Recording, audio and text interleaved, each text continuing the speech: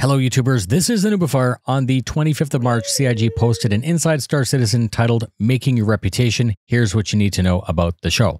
Ben Dorsey is a system designer and he was joined by Rob Reininger, the lead system designer, to lay out the future of the reputation system. You can tell by how they speak about it that they're very excited about it and also extremely passionate. The entity is what they're calling any value which a player can interact with. Any interaction with an entity will result in changes to your persistent reputation. A lot of this sounds as if we're really just waiting for meshed servers. However, CIG is actually very effective at releasing parts of a new mechanic to dial it in for the future. The values are tracked with a scope. The scope tracks affinity, which is how positive or negative an NPC is towards you. Working well or doing things in accordance with what the NPC wants is going to increase your affinity with them, and obviously this will make it a lot easier to get work and operate near them. Strong mission performance will also change the affinity in a greater way. You can also gain and lose affinity with an entire organization. So if you're in poor standings with an org, it's very likely that they will always treat you as hostile, making it very difficult to operate near them. The second value within scope is confidence, and its purpose is obvious and it's unique to NPC mission givers.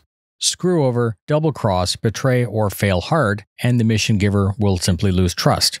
I'm going to point out that a lot of this seemed very familiar, as if I had read about it somewhere in the past, and that was because many of these ideas are common within the original design document for VIP game loops. That's linked up for you right now.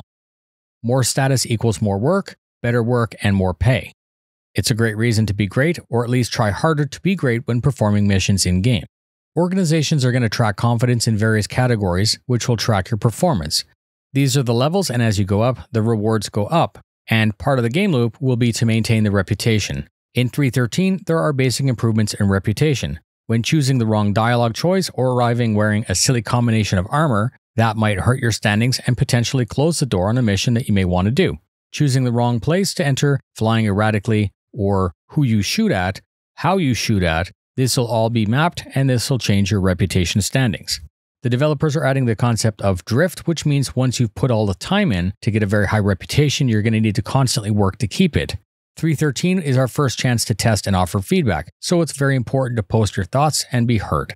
Jared covered the patch report, which is a rundown of what we know for 3.13, reputation changes, cave holes, asteroid polish, updated refinery visuals, overall planet texture refactor, updated missions, stagger, object push-pull, mounted guns, ship-to-ship docking, visual wear, mining subcomponents, ship names, SDF shields, the Cyclone MT, and ship-to-station docking, the Tonk, and the Starlifter will all be on an X patch later on. That's it. Thank you very much for spending your time with me. Fly safe, and I'll see you in the verse.